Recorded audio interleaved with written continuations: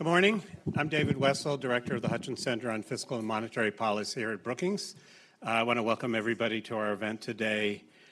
What are we calling this? How much money for defense is enough? This event began with a call I got from someone I respect who said to me simply, how do we decide how much money the U.S. should spend on defense? Now, I know a bit about the federal budget, but I have to confess I'm a lot more comfortable talking about things like Social Security, the Low-Income Home Energy Assistance Program, the Opportunity Zone Tax Incentive, the state and local tax deduction, than I am about the defense budget. So I called Mike O'Hanlon, my colleague here at Brookings, and I put the question to him. How much should the U.S. spend on defense? And Mike said, well, funny you ask. I just finished a 20,000-word answer to that question. So here we are. And you can read all 20,000 words on our website, but he's promised me he won't try and read them all to you today. I want to start today with a question that I can't answer. How much does the U.S. spend on defense? So, Dan, can we get the first slide up? The short answer is we spend a lot on defense. There are lots of ways to measure this, but let's start with a few basics. This is a pie chart that shows how we spent the federal budget in the last fiscal year. We spent about $900 billion on defense, roughly one out of every $8 in government spending, or 12% of all federal spending. And you can see here that the biggest slice of the budget is, of course, mandatory spending or entitlements, benefits like Social Security and Medicare, and that is a growing part of the federal budget. But that defense slice is pretty big, particularly when you compare it to the non-defense discretionary budget, which is funding all the things that we talk about the federal government does, national parks, grants to state and local governments, and so forth. But even though it's only 12% of the budget, it's pretty big. The Department of Defense buys more goods, services, and software than all other federal government agencies combined. The Department of Defense employs about 2.2 million people, uniform and civilians. That's substantially more than all the other executive branch agencies combined. Their workforce is about 1.5 million. And something I learned in prepping for this, 1/3 of all civilian federal employees are employed by the Department of Defense. In fact, some people's tally says that we spend more on defense than the next, or as much on defense as the next 10 countries combined. China, Russia, India, Saudi Arabia, the UK, Germany, and so forth. Though Mike tells me that that sort of calculation may understate how much the Chinese spend on defense. They don't exactly have an OMB-style table to tell us about Function 050. But another way to look at the defense budget is to look at what we spent over history. This is a CBO chart that shows historical funding for defense in real terms, inflation-adjusted terms. And it shows what CBO projects will spend based on the Department of Defense's base budget. That green line is what Congress does. They say we have so much for the base budget, and then if we have a war like in Afghanistan or Ukraine, they put that on top so it doesn't get built into the base, although I think it often does. But mostly the point here is that you can see that defense is expected to rise in real terms over the next decade as Mike will defense. Travis Sharp, who's one of our speakers today, says the trend of generally rising defense spending represents one area where Washington policymakers of both parties keep finding ways to agree. And in fact, when you listen to the congressional debate, it seems to be, should we spend more or less on non-defense discretionary, or how much more should we spend on defense in real terms? Another way to measure the defense budget, though, is to look at it as a share of GDP. It's kind of how much effort do we put into the defense budget? And of course, the chart looks a little different here. This is defense spending as a share of GDP. It was very high during the Vietnam War for obvious reasons. It's gone up and down with wars, and it's now about 3% of GDP. That's an interesting number because we keep telling our allies they have to spend at least 2% of GDP. So Mike's going to talk about this all more in detail, and Dan, you can turn off the slides. Let me explain to you a little bit about the order of the program today. Mike is going to give about a 15-minute presentation of his paper on this. Mike is a man of many titles, but most relevant to this one is he's the Philip Knight Chair in Defense and Strategy and director of the Strobe Talbott Center on Security Strategy and Technology in our foreign policy program. Mike has been here at Brookings for nearly 30 years. He has a PhD from Princeton in public and international affairs. After Mike speaks, I'm going to be joined up here on the panel with two other experts on defense spending, Mackenzie Eaglan, who's a senior fellow at the American Enterprise Institute and has had a variety of jobs and roles advising the Pentagon and members of Congress on defense spending. She has a graduate degree in foreign service from Georgetown. And also will be Travis Sharp, who's a senior fellow at the Center for Strategic and Budgetary Assessment, where he's been for 5 years. Travis is also a lieutenant commander in the Naval Reserve. He, too, is a PhD from Princeton.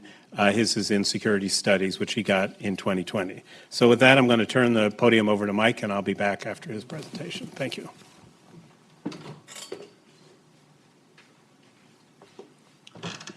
Thank you, David. Good morning, everyone. It's really nice to have you here, and I'm going to try to spend 15 minutes making the defense budget accessible to those of you who don't think about it full-time, like Mackenzie and Travis and I, and also set up a conversation about how much is enough, to quote the famous book from the two whiz kids of the 1960s who wrote a book with that title. And, of course, David's already captured the yin and yang about how to think about this. On the one hand, our military budget is enormous, almost $1 trillion, almost $900 billion anyway, and that doesn't count veterans' benefits, and it doesn't count Homeland Security.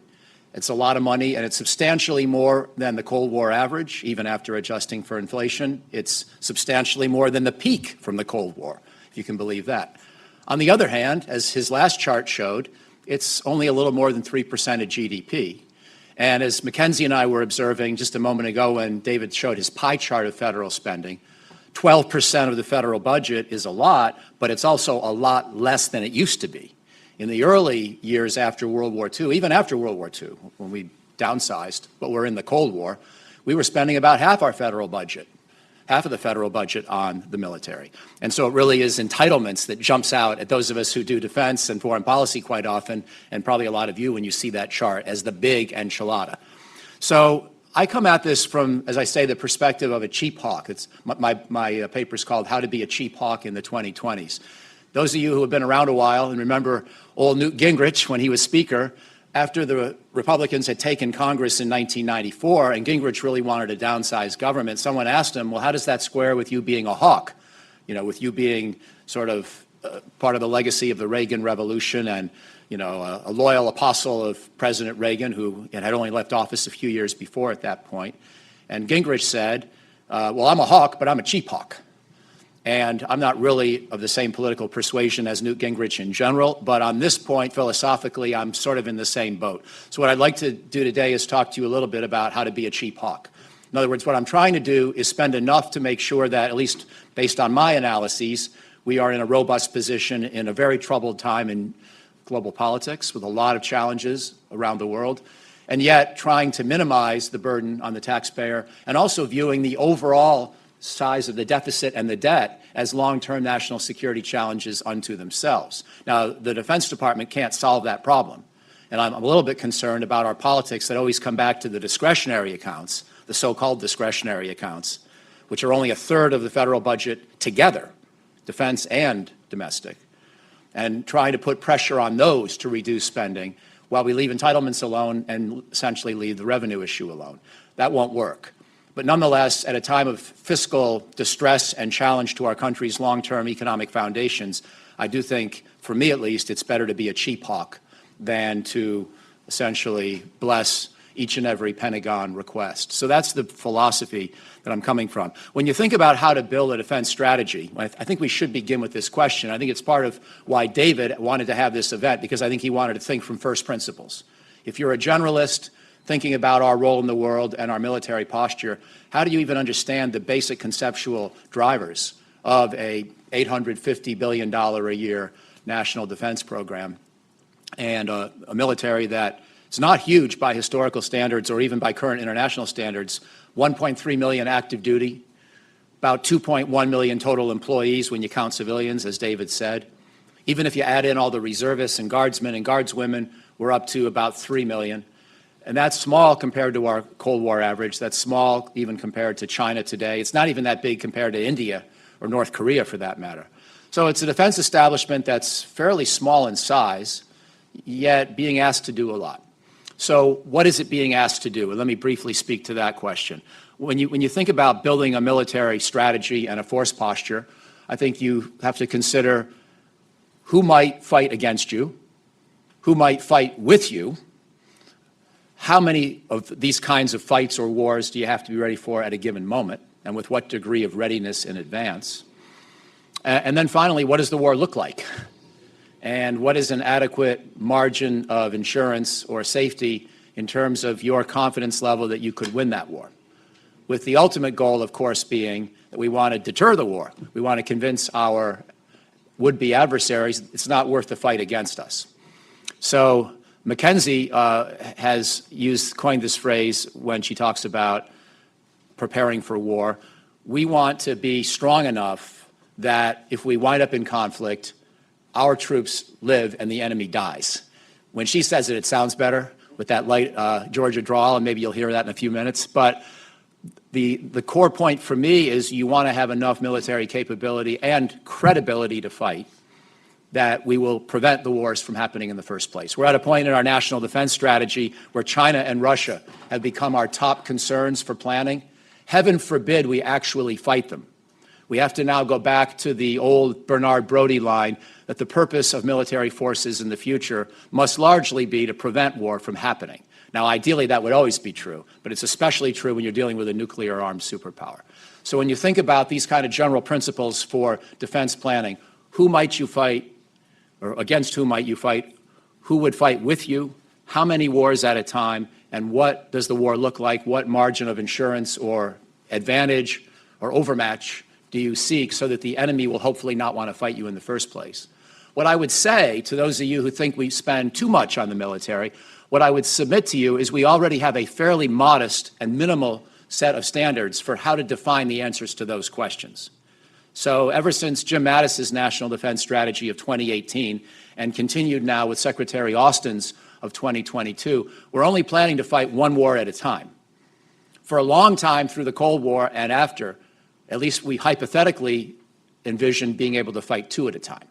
And the goal was to make sure that if we get involved in one war someplace, no aggressor sees a window of opportunity or a weakening of deterrence elsewhere. So you want to prevent opportunistic aggressors from seizing on the fact that you're already engaged in one place and attacking you at the same time. That's a nice standard to have. It gives an extra margin of insurance. It also gives you an extra margin in case you are wrong about how many forces would be required to win a given conflict. And by the way, we're always wrong about that because military planning is an imperfect enterprise. So back in the Bush administration years, the first Bush administration, that administration thought that defeating Saddam Hussein might take 5 to 10 times as much pain, suffering, and American casualties as it did. So luckily in that case, we exaggerated or overemphasized or overinflated our best prognostications of what the war would look like. The second Bush administration made exactly the opposite problem. But what I'm trying to convey is not a political point about agendas. It's more a point about military planning. That in military planning, if you get it even within 25 to 50% of the ballpark of what you think you need to win a war, and that turns out to be validated by events, that's about as accurate as you're going to be. So the two-war capability gives you an extra margin of error. And that was a nice thing to have when we could do it, when the Iraqs and North Koreas were our chief concerns. Wound up being harder to defeat even the Taliban and ISIS and al-Qaeda and the Iraqi resistance than we thought, and we did not have complete success even against those much more limited capabilities or foes. But today, we plan on being able to defeat either Russia or China, not both at the same time. And by the way, if we do wind up fighting Russia or China, we don't assume that North Korea will try to attack at that same moment. We want to maintain some limited deterrence against them on the peninsula, but otherwise not assume an additional conflict, and similarly with Iran. So we're only assuming one big war at a time as a planning framework for our military. We're going to have a little bit of a debate in a few minutes about how much is enough to sustain that strategy, but I think it's worth just dwelling a little bit on the fact that that is a fairly modest set of planning criteria for what a superpower with 60 allies around the world really needs to have. And also, we've just seen a period of 2 decades of conflict in which the United States did fight 2 wars at the same time. And not a very good job when we had to do both simultaneously against much lesser foes than we're talking about today. So that's the framework. Let me now, if I could, ask my colleague Alejandro to call up a few slides. I'm going to give you a little bit of background on the defense budget and then try to race through just a couple of additional points before our conversation on stage. I'm going to pick up where David left off with one of his graphs, which is, again, to remind you in historical perspective of where we are today. We're below the peak of the Iraq and Afghanistan conflicts in the size of the U.S. defense budget, once you adjust for inflation. But we are well above the Cold War peaks. But, of course, this doesn't really answer any bottom line question, because dollars don't fight dollars on the battlefield. Dollars buy capabilities that hopefully then are adequate to win wars or at least deter them. And so that's my first graphic, just to remind you about where we are. There was a mini buildup in the Trump years, as you can see. Not so many, but shorter than certainly the buildup we had after 9/11 or the buildup we had during the Vietnam conflict or the Reagan peacetime buildup of the 1980s. And you can see those Cold War numbers typically ranged between about $500 billion a year and $750 billion a year. If I could have the next slide, please. Just to give you a little bit of sense of this international perspective, David mentioned that depending on how you count it, we spend more than the next 6, 8, 10 countries combined. Again, that's not really the ultimate question, but it is worth knowing as a matter of input who's putting resources into their militaries. And there is some good news if you put our defense budget in global perspective. I know this is a little hard to read. What I'll just tell you is that the United States, on this graph, a couple of years ago, was spending about 38% of the world's total of all expenditures on armed forces. Then our allies, our NATO allies, added in another 17%, so that all of NATO combined is 56% of world military spending.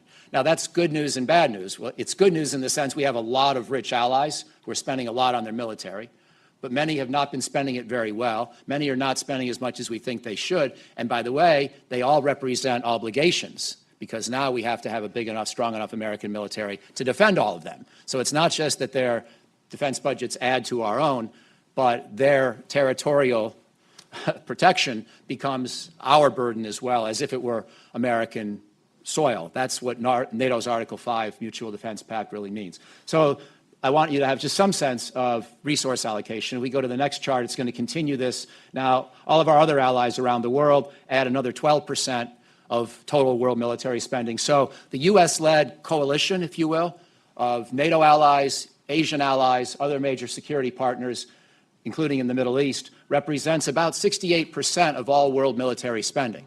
That should give us some confidence that we're in a pretty strong position.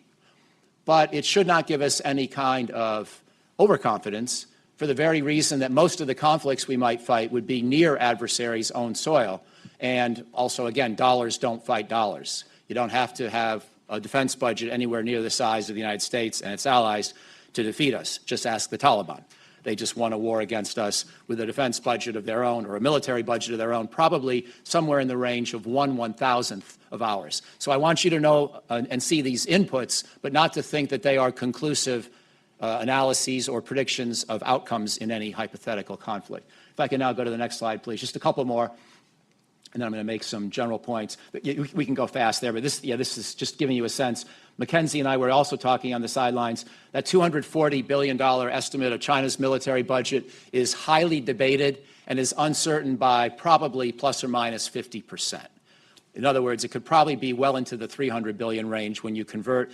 AEI has done a study saying it could be even higher than that, but it's somewhere between, to my best estimate, 1/3 and 1/2 of American military spending. Easily the second biggest budget on earth, been doubling every 7 to 10 years, probably will keep doubling every 7 to 10 years. Interestingly, it's less than 2% of China's GDP, but their GDP's become substantial enough that it's still a lot of money. And most of all, the war we worry about fighting against China is near their shore and far from ours. So that's the fundamental reason why, even though these numbers are important to look at, I don't think they could come anywhere close to being a bottom-line assessment of whether we spend enough on the military. A couple more, if I could now, to break down the granularity of the defense budget and defense budget request. If you're curious about which military services spend the most, at this point, it's the Navy and the Air Force, although bear in mind the Air Force's budget includes a lot of our intelligence budget.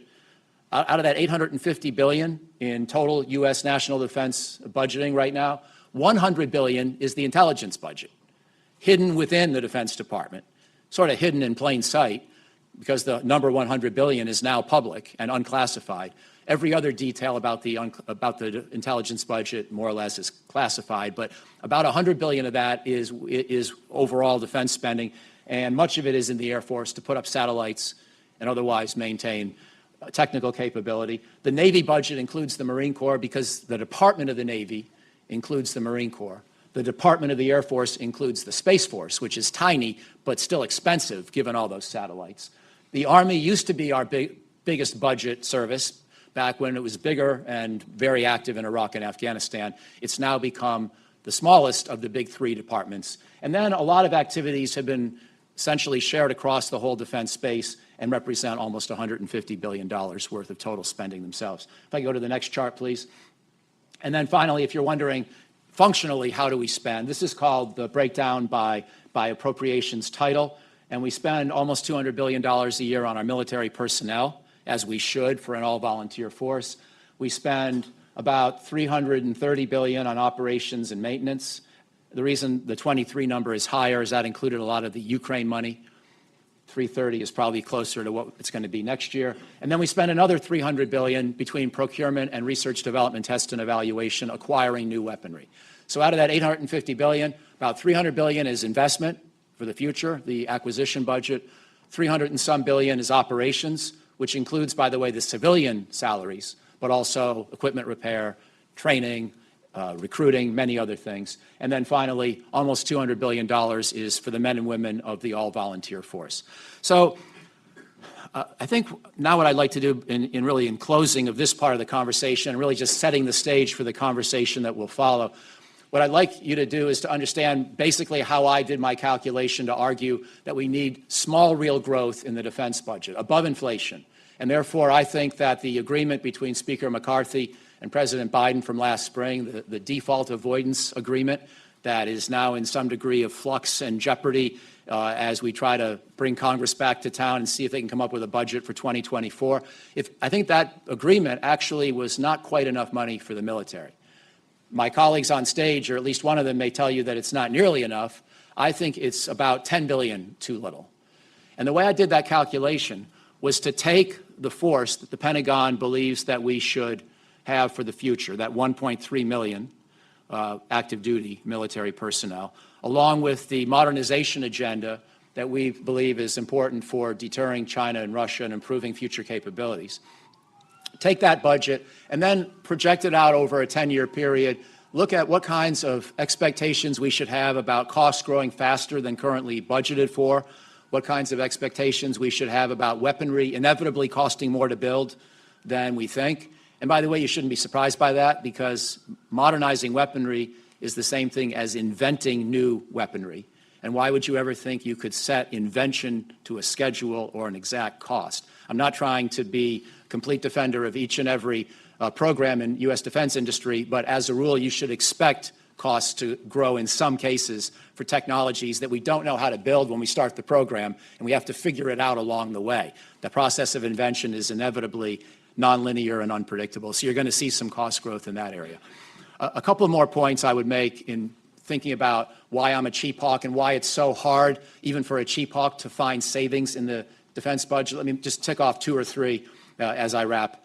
One is that in the personnel account, this is not a good time to think about whether we can save a whole lot of money on military housing or maybe some benefits or are a little too generous.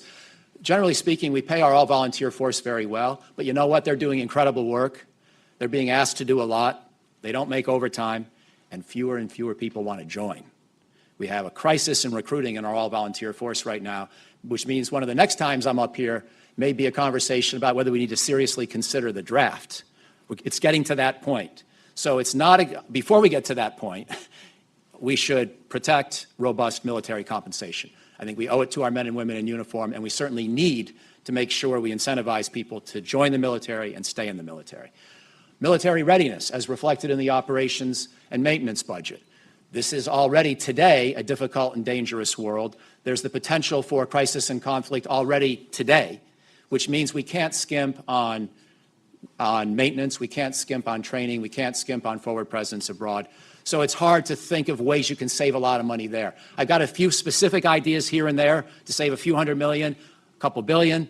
My old colleague and boss, Bob Hale, who was comptroller at the Pentagon, once said that, finding savings in the military budget is hard, but keep trying. That was the title of one of his papers he wrote, and it wasn't a particularly Churchillian phrase, but he was right, that you got to keep looking for the savings, but when you find them, it's usually a couple $100 million here, a couple $100 million there. It's real money. It's worth stooping down to pick up off the sidewalk, to paraphrase a former senator, but it is not going to solve a dilemma about unmet needs in an $850 billion enterprise.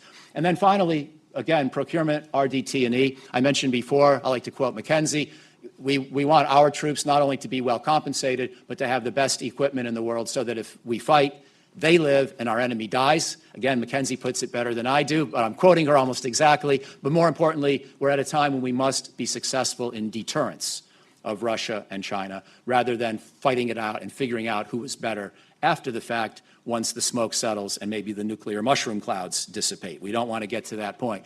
So I would submit that for contingencies in the Western Pacific over Taiwan, for deterrence of our NATO allies in Eastern Europe, we have to be pretty robust and especially look for vulnerabilities in our current force where China or Russia may perceive an Achilles heel. May perceive they can knock out our command and control, knock out our forward bases, knock out our forward deployed combat units in such a way they have a window of opportunity to then successfully complete some kind of an aggression in their neighborhood before we can get ourselves back off the mat and come back at them. So in my paper, I recommend a few savings and a few cuts in certain weapons, and I'll talk about those in the discussion, but I also think that there are a few specific vulnerabilities we still have that I want to close as quickly as possible to make sure China and Russia don't see a Pearl Harbor-like opportunity to knock us out of the ballpark for a month or two so they can then complete an aggression, and hoping that we somehow won't have the verve or commitment to build ourselves back up and come back at them. I think that's the most likely way in which deterrence could fail. Not that an enemy thinks they can outslug us, but they think they can knock us out of the fight long enough to do their dirty business in their own neighborhoods before we can come and reverse the aggression. So we don't want to have those Achilles heels. We don't want to have those vulnerabilities. And I think there are some areas where the Pentagon hasn't yet proposed enough spending to redress some of those concerns. So I realize this is a big, broad picture overview, but we'll get into some of the details, I'm sure, in the discussion. I look forward to being joined by my colleagues on stage.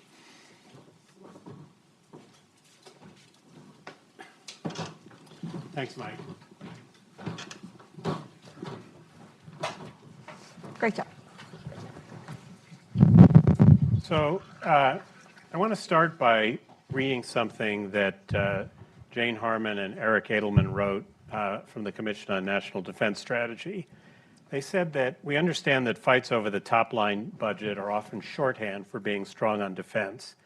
And while spending more on defense doesn't guarantee we will deter China and roll back Russian aggression, spending less will almost certainly fail. But it is also true that buying incrementally more of the same mix of weapons and technology won't produce a force necessary to meet the challenges posed by an increasingly aggressive China and Russia. More alone isn't better. Better is better. Sort of hard to argue with that. But with that as sort of a starting text, Mackenzie, do you think that we can meet what you think are the defense needs of the United States with the kind of big picture budget that Mike is talking about, 1% real growth annually over the next decade, or not? Thank you for taking me back to grad school this morning, Dave. Since How Much Is Enough, we had to read the book, actually, and not just talk about the book. And I think it was basically 2 years of my life spent answering that question, and ever since alongside this guy, which has been a lot of fun. So the answer to your question and the answer to the op-ed is if we lived in a world where you could clean sheet the defense budget, we have more than enough money. We're swimming in money. We're like Scrooge McDuck and the gold coins money. But we don't clean sheet anything. That's not how the budget process works. There's no set baseline either, like for mandatory spending, which they get auto increases with or above inflation every year. There's no debate.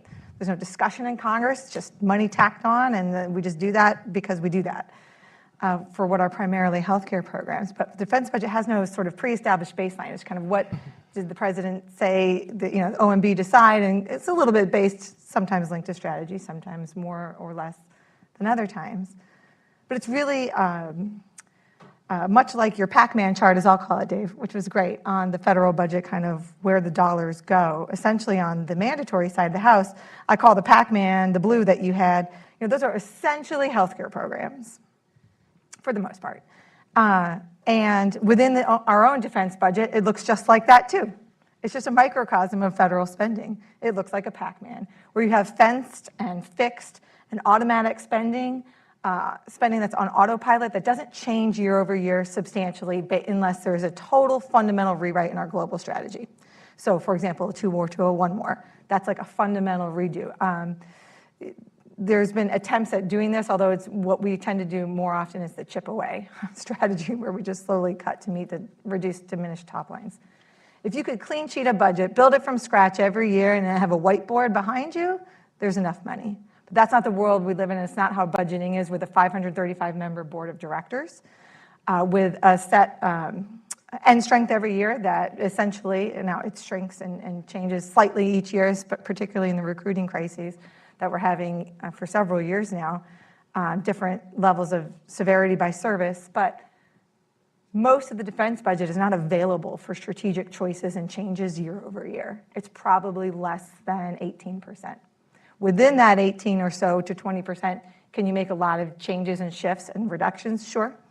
There's consequences and there's maybe some benefits, but I just want to present the budget as it is, not as we wish it to be. And we don't start from a whiteboard every year. We start with how they budgeted last year, and we change from there. So is 1% real enough or not? So CBO has done great work over many years looking at, they put out those their long-term defense budget reports. And what they find is, depending on the major account within defense, operations and maintenance, research and development, whatever, those accounts tend to exceed inflation by anywhere from 2 to 8% per year. Exceed inflation. So when you have defense budget total growth that's under inflation, then you have what are called underpaid, under-budgeted bills. And then you got to cover those spreads with a top line that didn't even meet inflation. So when you ask me, is 1% above inflation enough, but the typical annual cost growth for the defense budget just to exist on autopilot is 2 to 8% above inflation, you have to cut to exist. That was Bob Work's line as Deputy Secretary of Defense. Just to maintain the military as it is today, no changes, no strategic thought, no big idea, you have to cut every year to exist. So is 1% enough? As long as you're diminishing your global objectives, your mission, your manpower, and your workload. Travis, where are you on this question? I think 1% real growth per year is not enough. I think that somewhere in the range of 1% real growth to 3% real growth is what will be necessary to afford the type of additional investments that Mike outlines as being necessary. I'll just briefly sketch, where that comes from. Mike's paper has a series of spending reductions that are worthy ideas, but the feasibility of implementing some of those proposals, I think, will be difficult. Just to focus on the congressional side of things, each year DoD proposes certain divestments to weapon systems, and each year Congress blocks or limits some of those divestments. So that means that I think because of constraints on Congress's ability to implement reforms and also on DoD's ability to implement reforms, the savings that we would get out of some of the proposals in Mike's paper would be less than we would hope for. To put that differently, the expected value of the savings is probably going to be less than what is theoretically possible. So since we're going to be able to save less through those types of proposals, in order to invest in the types of things that Mike outlines as being necessary, we're probably going to have to increase the top line. Just one more comment on the 1 to 3% benchmark that I mentioned. From 2016 to 2023, average real growth in the U.S. defense budget has been 2.5% in real terms. That's when including supplemental funds.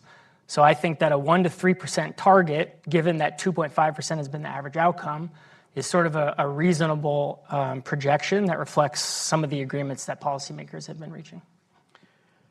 So I'm a little concerned that you guys are conceding defeat before you fought the battle here.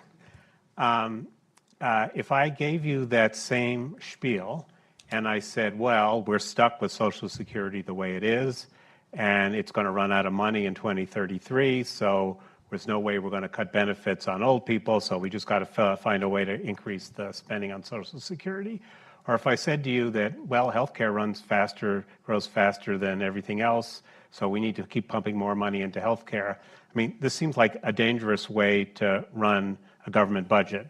Assume that everything that's screwed up will be screwed up forever and find a way to borrow money to pay for it.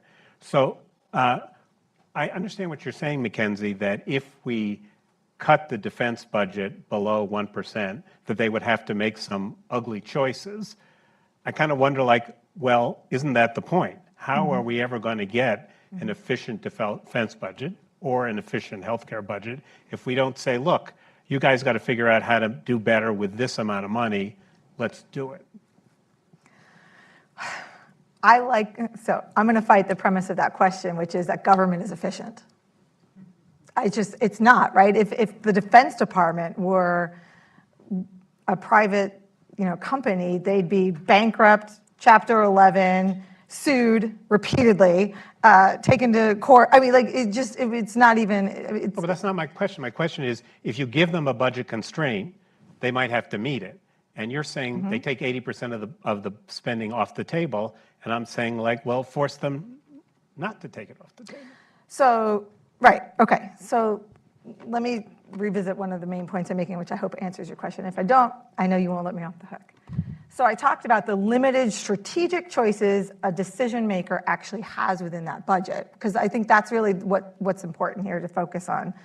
And so there's basically like 8 dials or rheostats you can move up or move down. If you're the most senior person, you're the SecDef, you're the president, you're OMB head, you're whatever, chairman of this committee.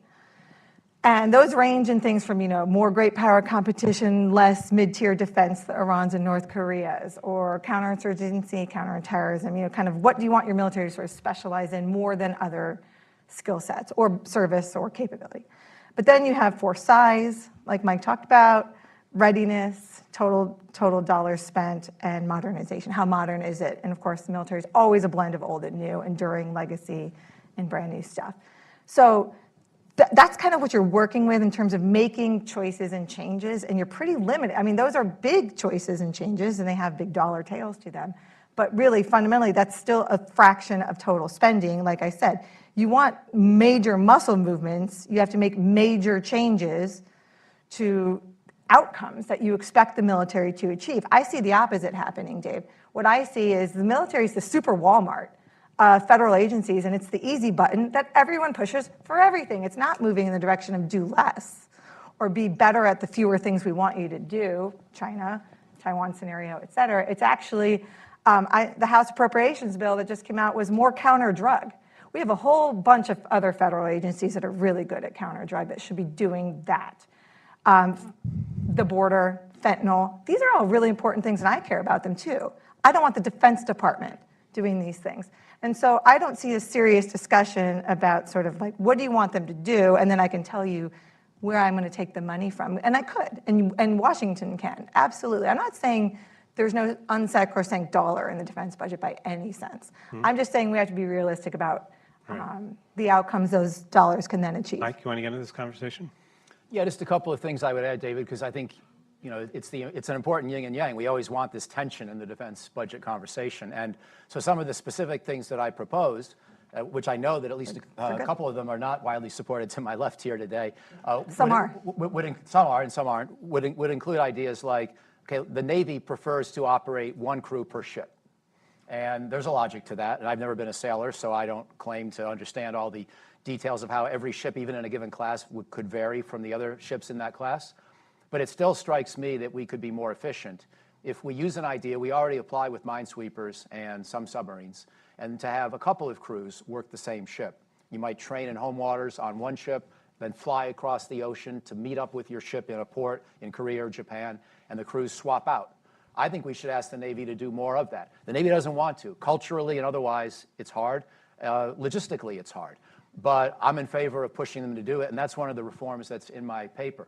Another one, and I know Mackenzie doesn't like this, is that there are a lot of jobs. If you go to a headquarters in the Pentagon, there are a lot of jobs that it strikes you these young, strapping men and women in uniform are doing that look like the kind of work I do at Brookings. They're sitting around desks. And why not make some of those jobs into civilian jobs where the civilians don't need to go to training. They don't need to have professional military education. They don't go through various kinds of rotations to work their way up the rank structure. And estimates are that there are a number of, maybe 300,000 out of the 1.3 million active duty jobs are essentially like that. And I'm not suggesting all of them be turned into civilian jobs, but because of the efficiencies of having somebody who doesn't have to do those military-specific tasks involved, you could perhaps cut your workforce by 20% for whatever number of jobs you decide is in that category. I would like to put pressure on DOD to look for those jobs. I don't know how to calculate exactly the right number, but I have an estimate in my paper. And then one more specific programmatic idea. I think we have a lot of nuclear weapons capability in the United States, and if we ever fight a nuclear war, heaven forbid, we've basically lost before we even know the outcome. On the other hand, we also have now 2 countries with big nuclear forces that are simultaneously problematic for us, and one of which is willing to throw around its nuclear saber a little bit.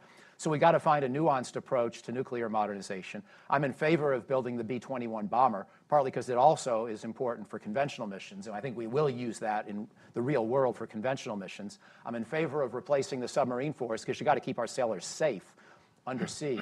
But I'm willing to look at things like, do we really need a second place to build new plutonium pits for nuclear weapons down in South Carolina, as we're currently planning to build for the Department of Energy? Do we really need a long-range standoff weapon, a stealthy cruise missile?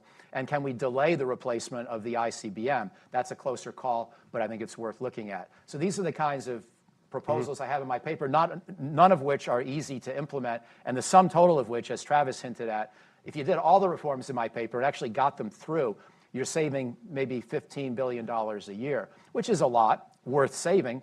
But compared to 850, it's a modest percentage. All right, so Lieutenant Commander, what do you think about this more than one crew per ship thing, and what else? They keep me on the shore because that's probably safer for everybody involved. So I think I'll probably steer clear of telling my sea-based colleagues how they should conduct their business. I wanted to say something, though, to remind everybody of something that Mike said in the introductory comments. There's this classic paper by Bob Hale about how to generate efficiencies in the defense budget. And the title of the paper is Keep Trying But Be Realistic. I think that's a good description of what's happening on stage right now. Mike is emphasizing that we need to keep trying. Mackenzie and I are saying we need to be realistic. But here's why I think this dynamic is so important. I don't think you can realistically hope to achieve 1% to 3% real growth in the defense budget of the type that I think is going to be necessary unless you're actively pursuing the types of reforms that Mike outlines in his paper. And the logic behind that, I think, is fairly straightforward. How can we, in good conscience, go to the American taxpayer and ask them to continue investing enormous amounts into defense unless we are demonstrating that we are making efforts to be more efficient?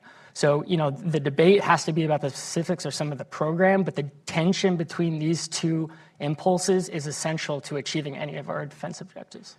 Yeah, Mackenzie, you made a point in something you wrote that I think you said we've had 14 reform efforts in the last 8 Congresses on the Pentagon. Is there any way to change the dynamic so that we don't end up with a situation which both you and Travis has referred to, is that there are things that should be done that we can't do because the 535 members of the board of directors won't do them? As Travis says, they're buying weapons that the Pentagon doesn't want because Congress wants them. Is there any political economy thing that will change this dynamic, or do you think we just have to live with it? Yes, there is, actually. I've thought and published a lot on that question. And basically how I sum summarize those reform efforts, really spanning almost 2 decades now, is that zealous reformers are over-focused on how the Pentagon buys things, when of course now they buy fewer things than labor and services and IT and technology and software. Weapons systems are increasingly the commodity. So until reformers start to think differently and broader in scope about what covers reform, and so similarly you see flow from that, the kinds of reform ideas that come, which focus on one account, that for weapon systems, particularly procurement, as opposed to the operations and maintenance of those systems, not you, Mike, or the research and development imbalance, I'd argue, between procurement and R&D ratio.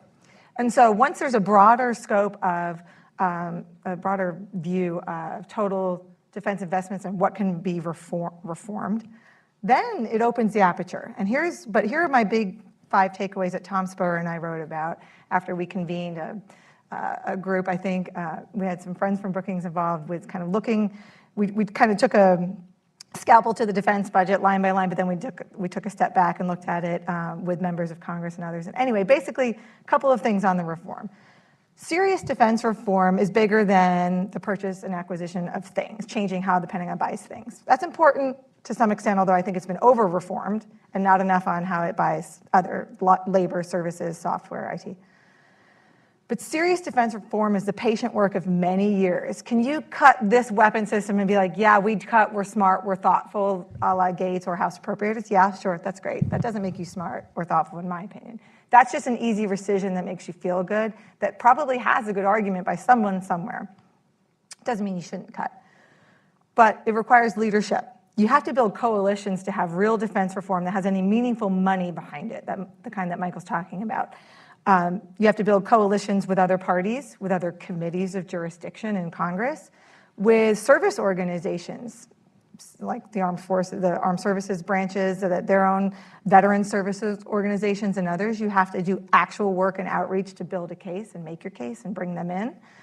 Then most reforms for the defense budget, including some that Michael talked about in his paper, like base closure, which I firmly support, there's an upfront cost before you save a single dollar, and usually the costs are 2 or 3 years before you reach the savings that come about 5 years later. Almost no reform can I find that doesn't cost money up front to implement. You want to close a base, you have to pay people to close bases. You have to do environmental remediation, for example. You have to do new military construction at another base if you're losing a certain capability at one, like a hangar, like that happened in Maine when I worked for the senator, losing the P-8 hangars, and they had to go build new ones in Florida. So often there's a cost associated with reform. So I can keep going down the list, but serious reform is not like rescinding one PE line in the budget and saying I'm a reformer. PE? Program, it's just a congressional mark, a program element line in the budget, a program. Travis, I think from the back of the envelope I did, about 30% of the defense budget is personnel. And personnel are expensive. We know that wages and health care benefits are going to rise faster than the rest of the budget, or probably. We know, as Mike said, that there's some choices to be made about uniform versus civilians.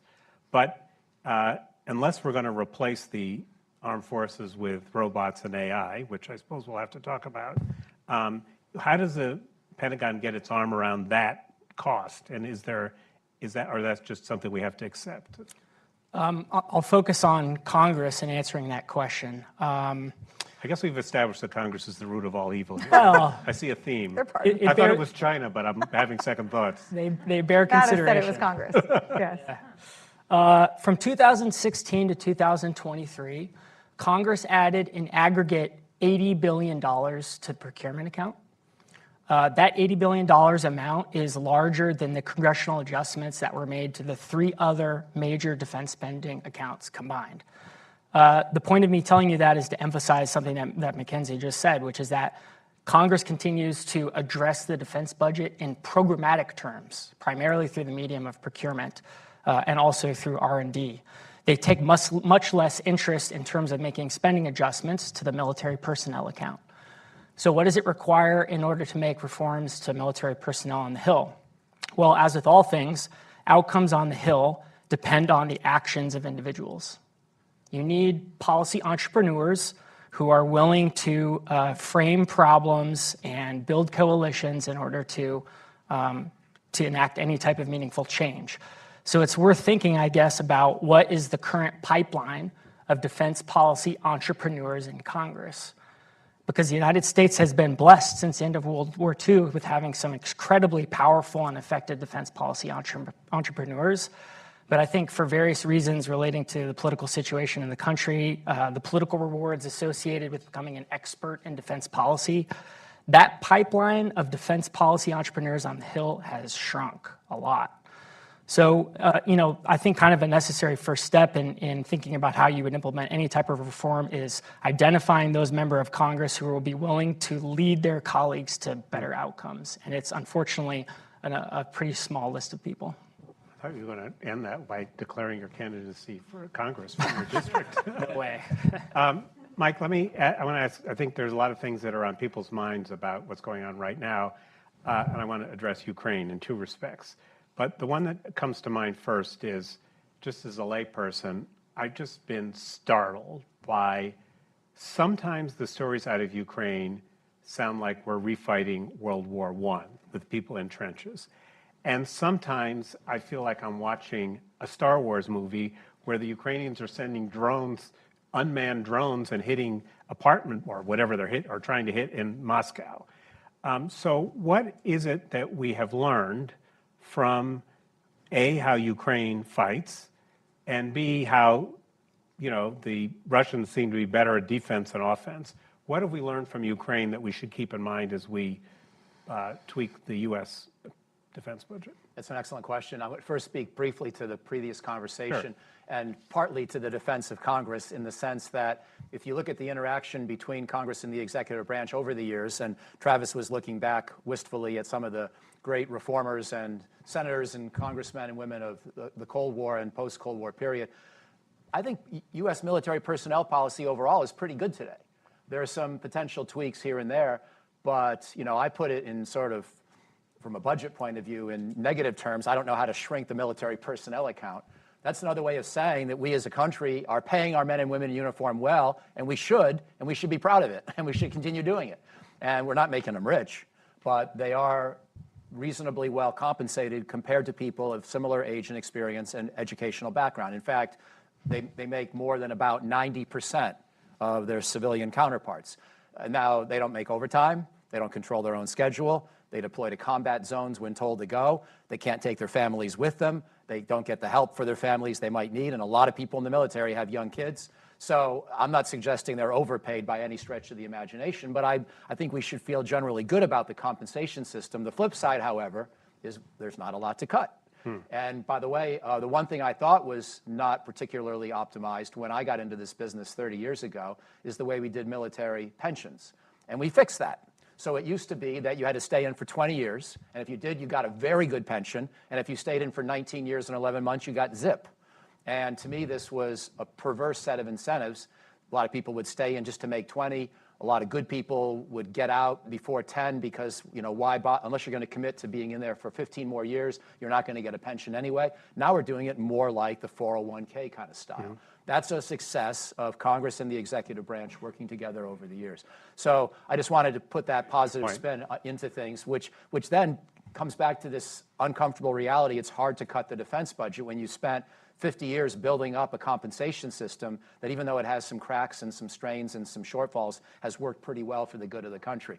On Ukraine, I like the way you frame it. As usual, you're pithy and brilliant, even on fields that aren't your first order of business. And I think the way I would put it is, that more strikes me as being like the past than as being futuristic. There are good debates about this right now. Some of my good friends and favorite scholars in the field have recently written about this. Stephen Biddle wrote an excellent article in Foreign Affairs about why a lot of this war still looks like World War I. Dave Petraeus and Fred Kagan just wrote an article about how if we stick with the Ukrainians, they may still achieve a major breakthrough with some of the new weaponry that they have and should get in the future. I lean towards the Biddle interpretation to the extent there's a disagreement, but we'll find out on the battlefield. I think so. Lesson one is you got to stay flexible and supple because the lessons are being learned month by month. Lesson 2 would be you've got to make sure your command and control survive the initial attack. And thank goodness we helped President Zelensky and his government do that. The CIA deserves a lot of credit. The National Security Agency deserves a lot of credit. They kept the Ukrainian cyber systems robust, kept Zelensky himself aware of the dangers to his own person and presidency, so he was more careful in those early days and weeks. Decapitation strikes are, I think, the number one worry that I would have. On the tactical battlefield, these drones and these apps that let you send in targeting information about where the Russians might be if you're a regular citizen, all of that, they're cool and they do work until the Russians figure out how to counter them. And that's essentially Biddle's main argument in this foreign affairs piece is for every measure, there's a countermeasure. And so on balance, Earth is still a really good protective medium against explosives. So if you're dug in, you're still pretty safe. You've got to have ways of communicating. You've got to have ways of knowing where the enemy is. And that's where the competition happens between the drones and the anti-drones, the jammers, the surface-to-air missiles. That competition will continue. One side may get a bit of an advantage. The other side may get a bit of an advantage. But so far, it looks like more or less a wash. The one exception, I'll finish on this point. Again, if you can strike hard and early with a capability the enemy doesn't know you have and isn't prepared against, then you can be effective. And if you leave yourselves vulnerable to that kind of a strike, then you could really be in trouble, which is why the U.S. military posture in the Western Pacific is generally still problematic. We depend on big bases in Okinawa and Guam and locations like that to defend Taiwan. And we've got to go towards more of a dispersed system of not just alternative bases, as the Pentagon is doing, but unmanned underwater systems that can carry sensors and anti-ship missiles and help Taiwan acquire those capabilities in greater numbers to make sure that Chinese don't see that sort of Pearl Harbor opportunity. That's my obsession. It's more about resilience and survivability than it is about improving our lethality. We should do all those things, but I obsess more about improving our resilience and our survivability. Travis, do you have views on what we've learned from Ukraine? And the Times has a story this morning about fighter jets with fleets of AI-powered drones. Is our defense budget prepared for this kind of technological change? Yeah, I think one implication of Ukraine that I think is important is I think the conflict so far has emphasized, to me at least, the need for the U.S. military to maintain some degree of balance in the force, by which I mean not... Sounds like Star Wars, balance in the force. It's good. Not becoming overly invested or committed to the highest technology solutions to military problems, although in some cases we are going to want to make those types of investments. And the reason is as follows, as Mike already mentioned. The Ukraine conflict has been a conflict where lower level technologies, classic technologies have often proven quite effective. Of course, the battle is moves and counter moves. You know, somebody exploits an opportunity, the enemy shuts it down, it goes back and forth. But I would just be concerned about the United States getting into a position in the future where our military forces are not able to operate alongside our allies and partners' military forces of the type that we're seeing demonstrated in Ukraine, because we've gone too much into the higher end technologies, which, by the way, because of classification and other things, might make it difficult to be sharing information or operating alongside allies and partners. So there's still a place for some of the lower tech approaches. Mackenzie, you once wrote, too often policymakers are inclined to take half measures at reform, for instance, cutting staff by 25%. Serious reform comes through eliminating 100% of something. Really like that line. And I want to make a question about what we should eliminate. It goes a little bit to what Mike said. Does it make sense for us to still build huge aircraft carriers? Are they just sitting ducks for fancy attack missiles and stuff? So I thought you were going to ask me about a different article I wrote, which was when I proposed elimination. I write a lot of articles. It's hard to keep up. I write a lot of articles. Not as many books. I'm not the book. Michael here is the book writer. The excellent book writer, I might add. I had proposed eliminating the entire Undersecretariat of Defense for Personnel and Readiness. Later this week, I'm going to call for elimination of, it's going to break the brains of Washington Space Command. Okay. You're talking about capability. I want to talk about organizations when I say elimination of something. But, right, the future of the carrier. Michael, it's not that simple, right? And I understand the thinking by some in this town is if XYZ doesn't survive the threat ring, the rocket missile range of China, it's not useful in war. I don't want to get to the war. Wars are really expensive. I'd rather prevent it. We use our Navy primarily for presence. Global peacetime presence, assurance, deterrence, persuasion, dissuasion, competition, gray zone, everything you can think of that's showing the flag or something like that. We use our carriers primarily to do that, and there aren't enough of them. At least according to the combatant commanders, we have a supply-demand mismatch that is so fundamentally out of whack. I'm not really sure how to address that. But so when you talk about this or that capability in the carrier, I think broader in terms of deterrence and presence, which is what we use our carriers for, and avoiding the war, which is so much more expensive than maintaining this giant military on a peacetime basis. I have about 100 more questions. I'm not going to ask them. You wanted to say something before Briefly, I turn to the audience. on the carrier, I do spend about 8 pages of my paper on the carrier question. I favor a slightly smaller carrier fleet, not letting the combatant commanders have quite as much say in how we use them, saving them more for deterrence purposes, surging them at times, but also having longer range unmanned aircraft flying off them so that they don't have to be within 500 miles of China's shore to be effective. But they also, as Mackenzie points out, they're important for deterrence, deterrence of North Korea, deterrence of Iran, deterrence of other contingencies. Potentially, if we wind up in a fight with China, heaven forbid, the carriers might be more useful in the Indian Ocean, interdicting oil tankers headed for China. If we wind up doing, let's say, a counter blockade, if China blockades Taiwan, which I think is their better strategy than trying to invade, and then we decide we want to break that blockade, we're going to need carriers to do so in the Pacific. We may also want to use carriers and or submarines in the Indian Ocean to threaten China's sea lines, to essentially apply pain on them to force a negotiated settlement. I think we're going to have to get into a world of those kinds of somewhat messy ways of thinking about military outcomes. And carriers can still have a role, but it may not be right up against the shore of China.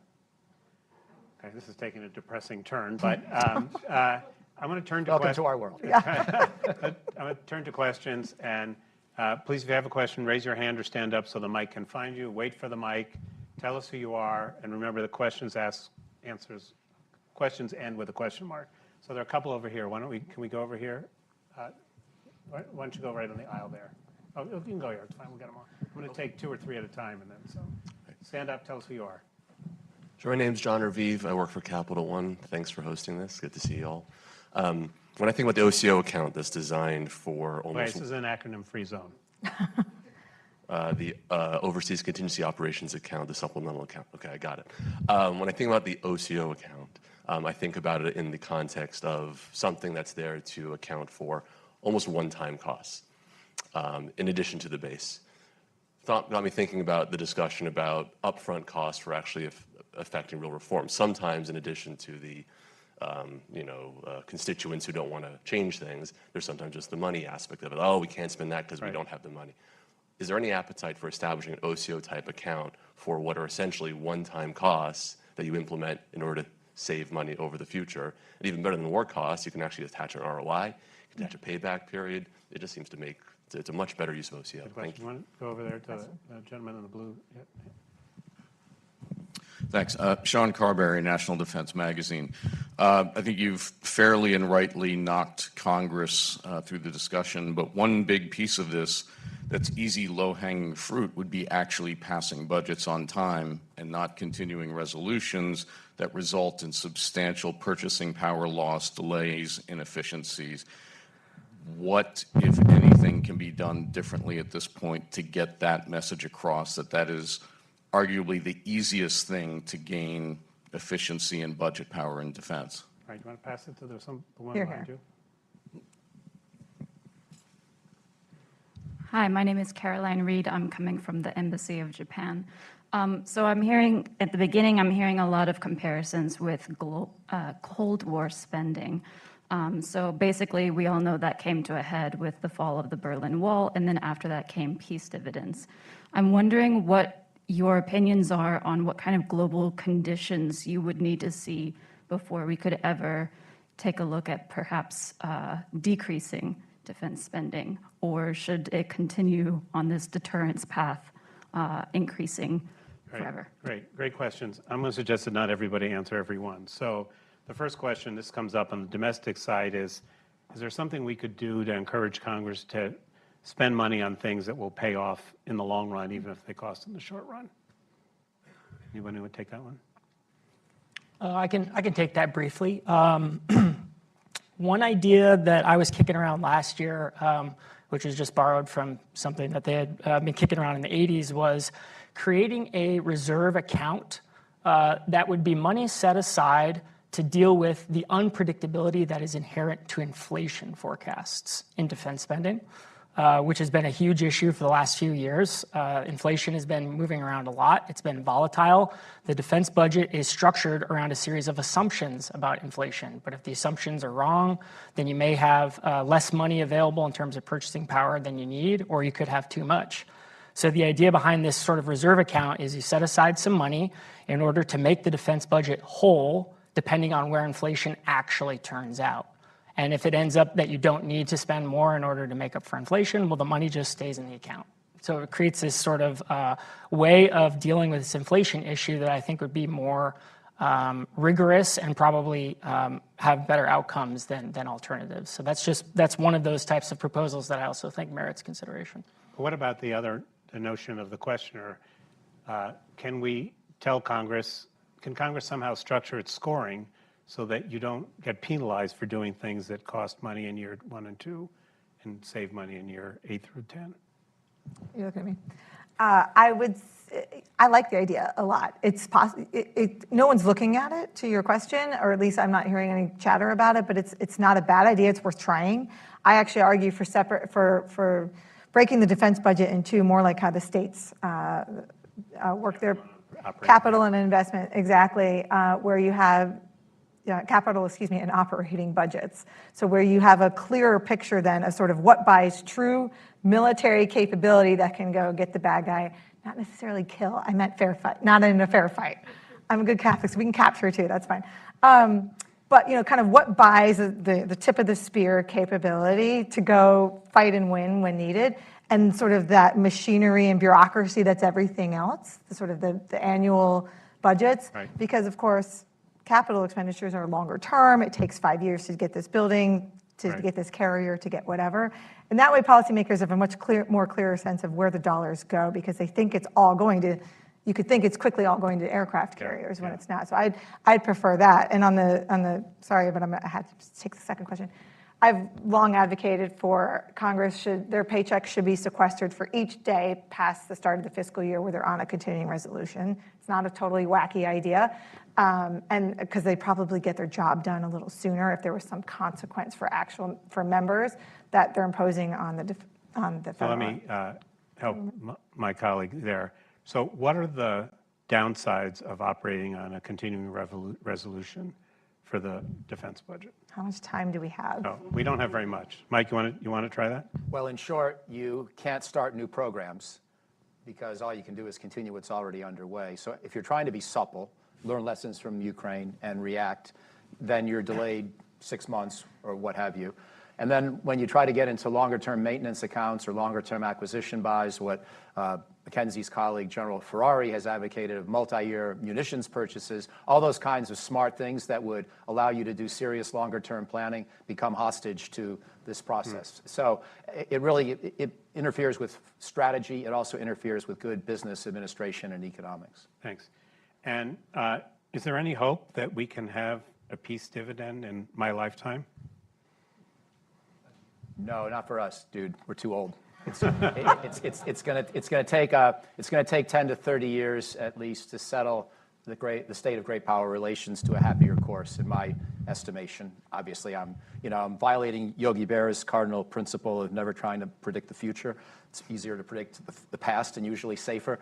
But even if we do well with China, and I tend to think we have the means to stabilize this relationship over time and make deterrence work, but I think it's going to take 1 to 3 decades. So you and I are in our 60s, right? I think our odds are modest for seeing it end, for a big peace dividend in our lifetime. Josh Koppelbaum here and Dave Granis. Josh Koppelbaum, now of Brookings, formerly an Assistant Secretary of Defense. Mike, you did a wonderful job of putting our spending in the context of other nations. I think it's worthwhile. So I'm asking if you or the other panelists would elaborate on the challenges involved in taking advantage of the defense spending in other nations, of coordinating. We have NATO in some places, we have other defense things in other words. But as you're thinking about how much is enough and what should be done, could you talk a little bit about leveraging LI spending? You pass it to Dave.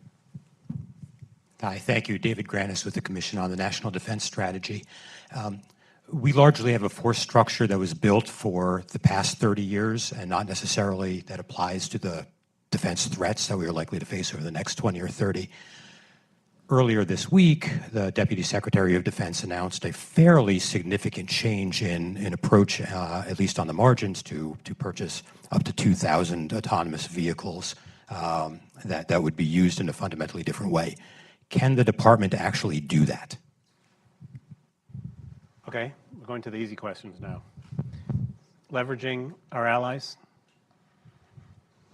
Well, I'll start by just maybe reiterating a point I made before, but using different language to try to clarify the point, which is our allies are both our greatest asset, but also an extension of our commitment. We have 60 strategic allies and or partners around the world, 60, 1/3 of all countries on the globe. We either have a formal treaty in which we say we will treat their territory like our own for all defense purposes, or something pretty close to that by way of an informal understanding, mostly in Northeast Asia, Europe, and the broader Middle East. And what that means is that we've got a lot of places we might have to fight and hopefully deter. And so I'm amazed at the strength of our coalition. When I was in graduate school before the Cold War ended, and no jokes, the Cold War was underway already by that point, but it hadn't yet ended. And all the theorists I read were talking about how the likelihood that once the Cold War ended, if it ended, that probably there'd be new blocks of power that would form because people would want to balance against each other. We haven't seen that. We've seen countries want to get into the U.S.-led alliance system, even as we've continued to make plenty of mistakes in our foreign policy. You know, we made mistakes in Vietnam earlier. We made mistakes in how we fought the Iraq and Afghanistan wars. But people still can see into our democracy. They believe that democracy is a better form of government because it's transparent and people change power. So we have all these allies, and we've kept growing our alliances in ways that sometimes have exceeded what I would have preferred. But nonetheless, that's where the allies are hugely helpful because they together constitute 30% of world military spending, but they also give us 60 more places we have to worry about around the world. So on balance, it's a very good thing for our grand strategy, which is based on the idea we should not let Eurasia tend to its own matters because that didn't work so well before World War I or World War II. So I think the grand strategy is important, but it should not be seen as something where the allies' contributions just weigh in and give us these additional assets. On the other hand, they know that we've got their back. And we know that it's going to be hard to convince them, short of just threatening to abandon the alliance, that they're going to have some help with these security challenges. And sometimes, I'll finish on this, the places where we most credibly threaten abandonment are the places where they're already spending the most. Donald Trump didn't like South Korea, but South Korea is an amazingly good ally that spends a lot on its military.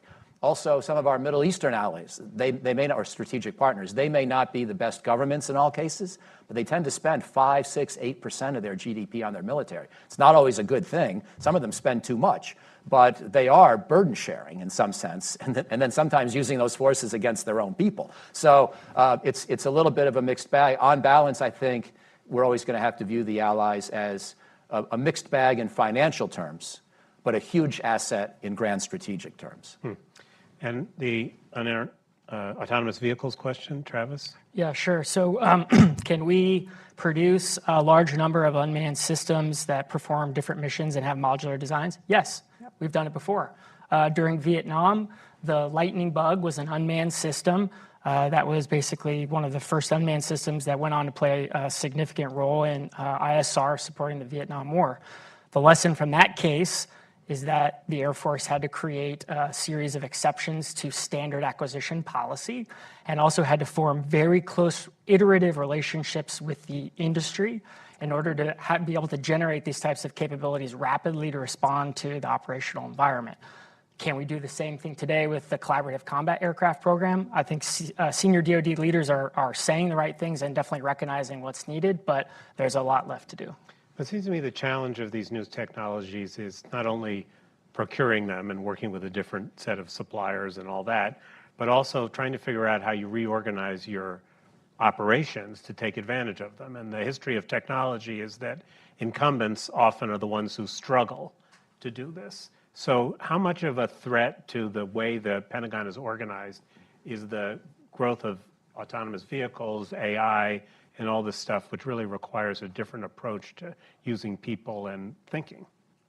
It's going to require a lot of really big changes, redesigning the structure of squadrons, having pilots of manned aircraft comfortable operating aside autonomous vehicles. I mean, these are huge organizational and cultural changes. But as is often the case with military innovation, you need senior leaders setting the tone from the top to let the rank and file understand that if they're taking actions to achieve these goals, it will be consistent with their advancement and with the missions organizations. And the Air Force deserves credit for having provided exactly that. Interesting. All right, I think we have time for a couple more. This gentleman in the back behind you, Malika. Is there another one? Okay. My name is Roger Cochetti, and I'm an editorial contributor to the Hill newspaper, and I'm one of the few people in the room who claims no expertise whatsoever on the subject. It's been very informative. Oh, I'm with you on that one. Okay. But like most laymen, if I could use a term, I tend to reduce the question to very simple propositions. And in economic terms, what you usually ask is, if I'm going out to dinner and I look at the menu, if I'm looking at a house to buy, what do I pay for and what do I get? And you can slice and dice the defense budget many ways, but the average person would be most comfortable with the geographic slicing and dicing of the defense budget. That never comes up among professionals.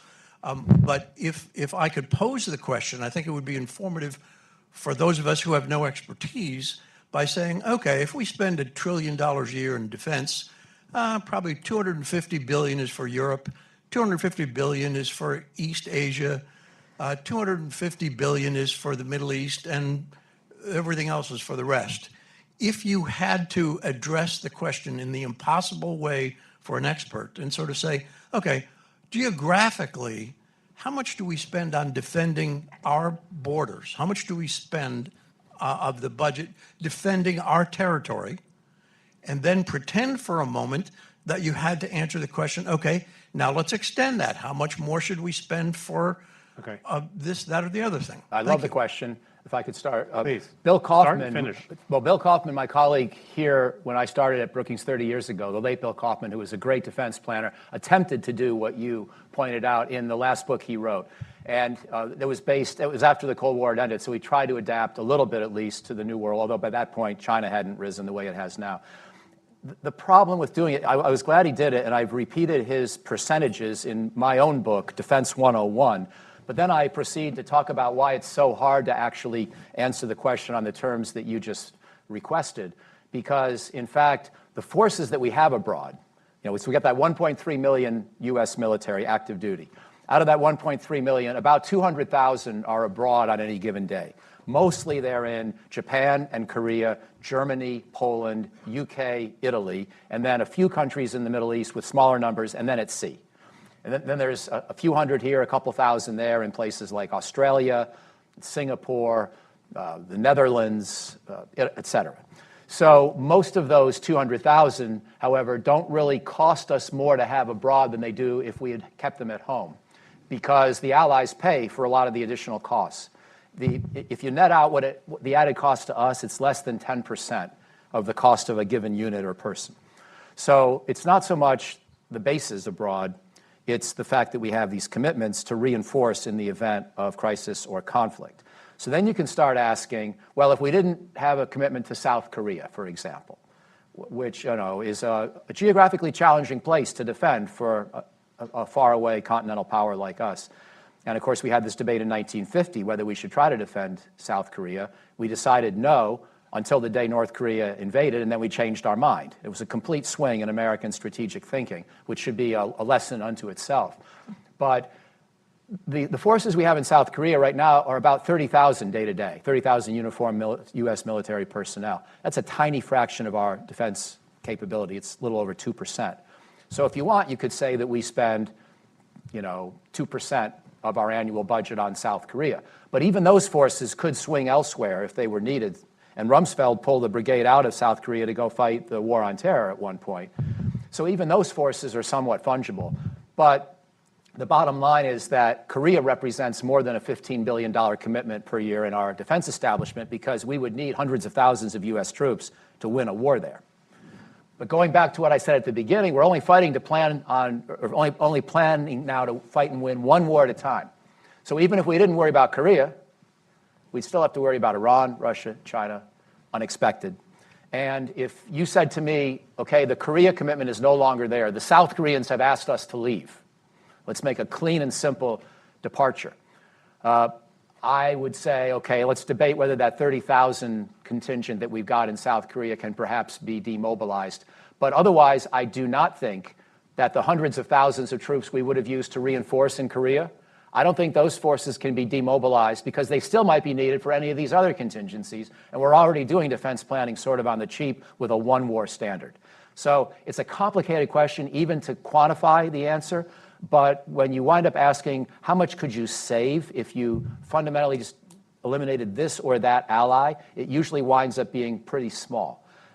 Final point, if, however, you went to a Fortress America approach, and what you said at the end, defending our homeland alone, yes, we could do that on the cheap until and unless Eurasia again decides to fight itself, and then somebody wins and has the capability to fight us, the way Hitler would have liked to have if he had won in World War II, for example.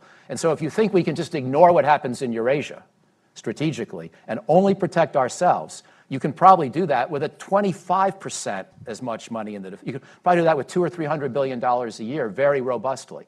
But the problem is then you don't know when and if something from Eurasia is going to come and strike at you. So this is, that's the question that I think is fundamental, because if you answered that one differently than we have since World War II, you could have a much smaller defense budget. I just think you'd have a much more dangerous world. On that cheery note, please join me in thanking Mike, Travis, and Mackenzie. Good answer. That was good. And I think this video will be on our website so you can watch it over and over again.